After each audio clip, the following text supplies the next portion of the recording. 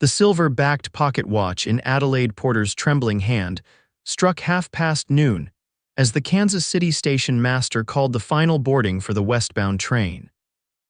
3 women huddled together on the platform, their faces taut with anxiety as they stared at the single ticket, clutched between them their sole hope for escape to a new life in Colorado Territory. 1871. "We'll be discovered," whispered Alina Thornton, the eldest at 26, her once fine bonnet now frayed at the edges. 3 women cannot travel on one ticket." "We must try," insisted Adelaide, 23 and desperate, her honey blonde hair hastily pinned beneath a modest cap. "St. Louis is behind us. Salida awaits." Beside them, Olivia Osborne, barely 20 and still bearing the faded bruise of her stepfather's final rage across her cheekbone, nodded silently. Her dark eyes reflected both fear and determination as she adjusted the worn carpetbag containing their meager possessions. The conductor's voice boomed again. "All aboard, final call for Topeka, Dodge City, and points west."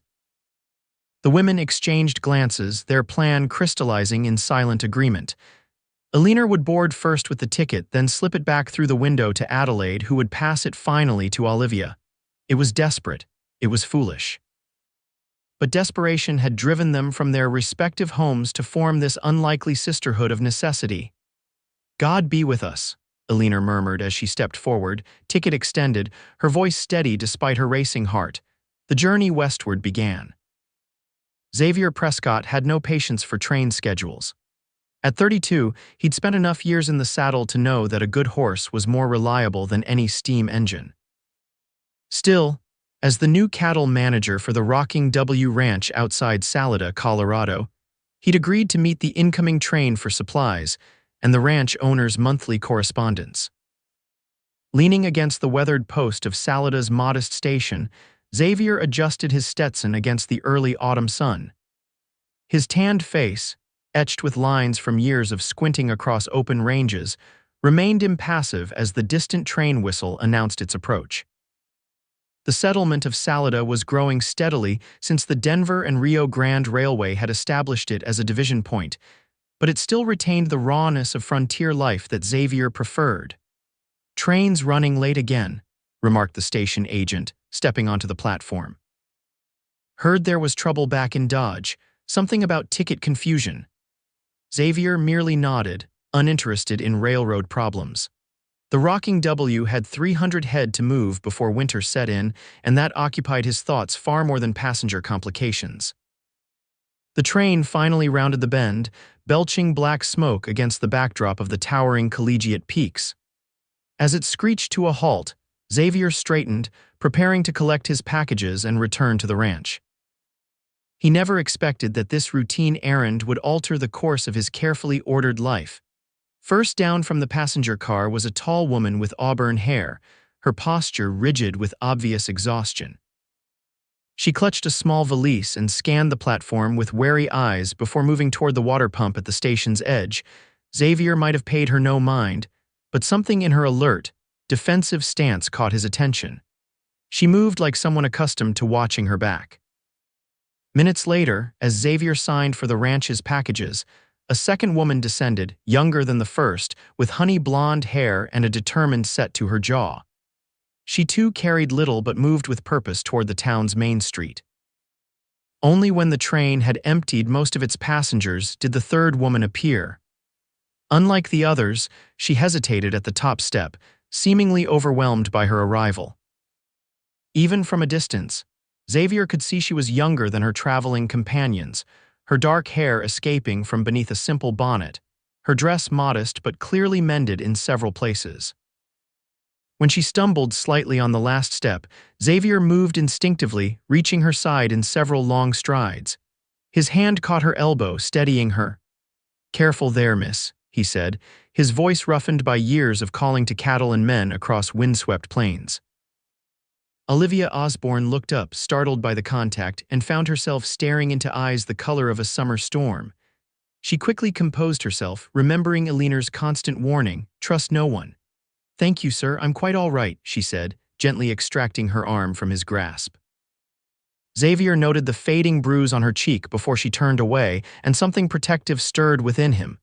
He'd seen enough abuse in frontier towns to recognize its marks. "New to Salada?" he asked, keeping a respectful distance as she gathered her composure. "Yes, I'm meeting friends." Her eyes darted past him, seeking her companions who had already disappeared into town according to their plan. Xavier nodded, not pressing further. "Town's small but growing. The boarding house on Pine Street is respectable if you're needing accommodations." Olivia managed a small smile. "Thank you for the recommendation, Mr. Prescott. Xavier Prescott. I manage the Rocking W about 5 miles outside town." "Olivia Osborne," she replied, then immediately looked as though she regretted sharing even that much information. "Well, Miss Osborne, welcome to Salada. If you need work, Mrs. Hollister at the Mercantile sometimes hires help, and the schoolteacher was saying she could use an assistant." Olivia's eyes brightened momentarily. "I was a teacher's assistant in St. Louis." Xavier tipped his hat. "Then perhaps Providence guided your steps here." With that, he collected the ranch's packages and moved toward his waiting horse, though he found himself glancing back at the young woman as she made her way uncertainly toward the town center. The three women reunited at the agreed-upon location behind the livery stable, where they wouldn't attract attention. Their furtive meeting was brief. They'd succeeded in their daring plan to travel west on a single ticket, but now faced the reality of establishing themselves in an unfamiliar frontier town with almost no money between them. "I've secured a room at the boarding house," Alina announced. "It's small, but the landlady seemed decent. She's allowing us to pay weekly once we find work." Adelaide's expression brightened. "I've already spoken with the owner of the hotel. They need a laundress and someone to help with cooking. The pay is meager, but we'd get meals." Olivia hesitated before sharing her own news. A man at the station mentioned the Mercantile might be hiring and that the schoolteacher needs an assistant. "A man?" Alina's voice sharpened. "Olivia, we agreed not to draw attention." "He was just being kind," Olivia defended. "He works at a ranch outside town." "We can't afford kindness that invites questions," Adelaide said gently. "Remember why we left. Remember what's at stake." Olivia nodded, though the memory of Xavier Prescott's steady gaze lingered in her mind. There had been something trustworthy in those gray eyes, something she hadn't seen often in her 20 years. The women separated to pursue their respective employment opportunities, agreeing to meet that evening to pool whatever resources they managed to secure. Xavier returned to the Rocking W with the ranch supplies and mail, but found his thoughts returning to the young woman from the train. Something about her vulnerability mixed with quiet determination had struck a chord within him. He'd seen plenty of people arrive in Colorado territory seeking a fresh start, but few with such evident fear in their eyes. The next morning found Xavier back in Salada earlier than necessary. He told himself it was to order additional fencing supplies, but he found himself lingering near the Mercantile, hoping for another glimpse of the dark-haired newcomer. His patience was rewarded when Olivia emerged from the store, her face flushed with evident success. On impulse, he crossed the dusty street. "Miss Osborne," he called, removing his hat as he approached. "I see you found the Mercantile." Olivia started, then offered a smile more genuine than the day before. "Mr. Prescott." "Yes, I've been hired to help with inventory and customers 3 days a week." "Congratulations," he said, genuinely pleased for her. "Mrs. Hollister is fair-minded if a bit particular about her merchandise. So I've discovered." Olivia's expression turned rueful. "She's already instructed me on the proper way to fold calico." Xavier chuckled, noticing how her face transformed when she relaxed. "Have you had a chance to inquire about the school position as well?" "Tomorrow," she admitted. "The teacher apparently lives outside town and only comes in certain days. Miss Whittaker, good woman educated back east, came out here after losing her fiancé in the war." Olivia nodded, then glanced down the street with evident concern. "I should go, my friends will be waiting." Xavier followed her gaze, noting the blonde woman from the train watching them from the hotel entrance. Her expression was anything but welcoming. "Of course," he said, stepping back. "Perhaps I'll see you again, Miss Osborne." "Perhaps," she echoed, though her tone suggested she found the prospect both hopeful and dangerous. Over the following 2 weeks, Xavier found reasons to be in Salida more frequently than the ranch work required. He encountered Olivia several times at the mercantile, each meeting slightly less guarded than the last. He learned she had secured the assistant position with Miss Whittaker 3 days a week, supplementing her mercantile work. What he couldn't learn was why she and her companions seemed so secretive, or why the auburn-haired woman Alina he discovered seemed determined to keep Olivia away from any male attention. The third woman, Adelaide, appeared less hostile but equally protective whenever he encountered them together. Olivia found herself increasingly torn between loyalty to the women who had helped her escape St. Louis and her growing attraction to the steady, respectful rancher. Xavier never pressed for information she wasn't willing to share, yet showed genuine interest in her thoughts and experiences. He brought her books borrowed from the ranch owner's library and occasionally walked her to the boarding house after work, maintaining a proper distance that nevertheless drew disapproving glares from Alina. "He's dangerous," Alina insisted one evening as the women shared their meager supper in their boarding house room. "Men always want something." "Xavier isn't like that," Olivia defended. "He's been nothing but respectful." "You're naive," Alina snapped. "I've seen how he looks at you." "How long before he starts asking questions about our past? How long before he discovers our deception?" "We didn't break any laws," Adelaide interjected. "Using one ticket was dishonest, but not that," Alina hissed. "You know what I mean. If anyone discovers my connection to James Thornton, we'll all be implicated." The room fell silent at the mention of Alina's husband, whose embezzlement from the bank where he worked had prompted their flight from St. Louis. Though Alina hadn't participated in the crime, she feared being charged as an accessory. Adelaide, who had worked as the Thorntons' housekeeper, had overheard officials planning Alina's arrest and warned her in time to flee. Olivia, whose drunken stepfather had arranged her marriage to a man 3 times her age for financial gain, had joined their desperate escape when Adelaide discovered her hiding in the Thorntons' garden shed, bruised and terrified after refusing the arranged match. "Xavier doesn't need to know everything," Olivia said finally, "but I can't hide forever. None of us can." "We agreed to start fresh," Alina reminded her. "That means no attachments that might expose us." Olivia rose from the table, frustrated. Starting fresh should mean actually living, not just existing in fear. The argument remained unresolved, but created the first significant rift among the women who had depended so completely on one another. Xavier, meanwhile, was facing questions of his own from his employer, William Warren, owner of the Rocking W. "You've been spending a lot of time in town lately," Warren observed as they discussed the upcoming cattle drive. "Anything I should know about?" Xavier adjusted his hat, uncomfortable with the personal inquiry. "Just ensuring supplies are in order before winter." Warren's weathered face creased in amusement. "Heard from Hollister that you've taken an interest in his new shop girl, the dark-haired one." Xavier didn't deny it. "Miss Osborne seems like a respectable woman. Heard she arrived with 2 others. Train conductor mentioned some confusion about their ticket situation." Xavier's interest sharpened. "What kind of confusion?" Warren shrugged.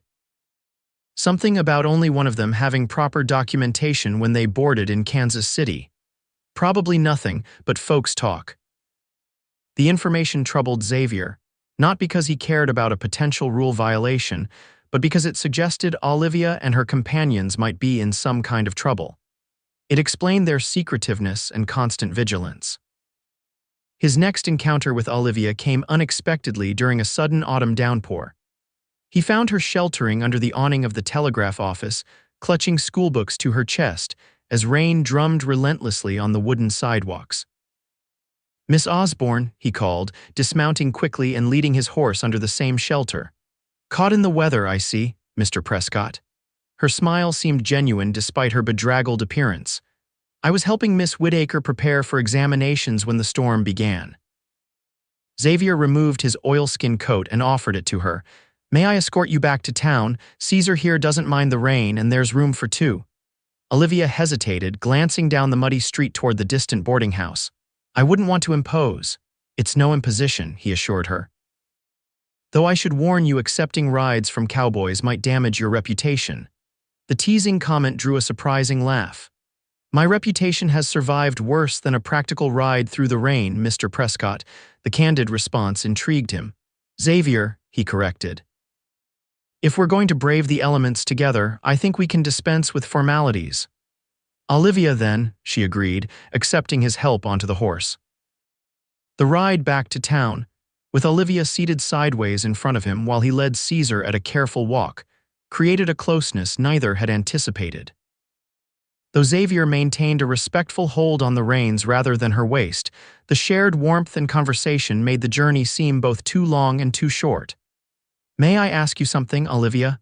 Xavier ventured as they approached the town limits. She tensed slightly but nodded. Are you in some kind of trouble? You and your friends? Her silence confirmed his suspicion. I'm not asking to pry, he continued, but if you need help, we don't, she interrupted, then softened her tone. But thank you for offering. Some situations are best resolved by simply moving forward. Xavier respected her reticence. Well, if that changes, my offer stands. When they reached the boarding house, Xavier helped her down, aware of curious eyes watching from windows along the street. Olivia returned his coat with thanks, their hands touching briefly. Would you consider accompanying me to the harvest social next Saturday? He asked suddenly. The whole town attends. There's music, dancing. Olivia's expression brightened then fell. I would like that very much, but Eleanor, my friend, wouldn't approve. Eleanor isn't the one being invited, Xavier pointed out gently. You're entitled to make your own choices, Olivia. The conflict was evident on her face. I'll think about it, she promised. That evening, Olivia's return to the boarding house in damp clothing prompted immediate questions from Eleanor and Adelaide. You were with him again, Eleanor accused. Half the town probably saw you riding double. It was raining, Olivia defended. Xavier was being kind. Kind enough to compromise your reputation, Eleanor demanded, or ours by association, Adelaide intervened. Eleanor, perhaps we should know, Eleanor cut her off. We agreed to stay together to protect each other. Olivia is jeopardizing everything with this infatuation. Olivia drew herself up. He invited me to the harvest social. Absolutely not, Eleanor declared. It's too public, too visible. I'm 20 years old, Olivia said firmly. I fled an unwanted marriage, not the law. I've done nothing wrong. But we're connected now, Eleanor insisted. My situation affects you both. Your situation shouldn't determine the rest of my life, Olivia countered, surprising herself with her boldness. I care for you both, but I can't live in hiding forever. Eleanor's face hardened. Then perhaps our arrangement has reached its natural conclusion. Adelaide gasped. Eleanor, you don't mean that. I do, Eleanor insisted. If Olivia chooses to separate herself from our agreement, that's her decision. Olivia felt tears threatening but forced them back. I never agreed to forfeit my chance at happiness. I'm going to the social with Xavier. The tension in the small room was broken by a knock at the door. Adelaide answered cautiously to find the landlady holding a telegram. For Miss Thornton, the woman said, eyeing the three occupants curiously. Eleanor took the paper with trembling hands and read it in silence, her face draining of color. What is it? Adelaide asked when Eleanor sank onto the bed. James is dead, Eleanor whispered, killed in a dispute at the prison. And... She looked up, tears forming. The charges against me have been dropped. There wasn't enough evidence without his testimony. The news transformed their reality in an instant. Eleanor was no longer a fugitive. Their primary reason for secrecy had vanished.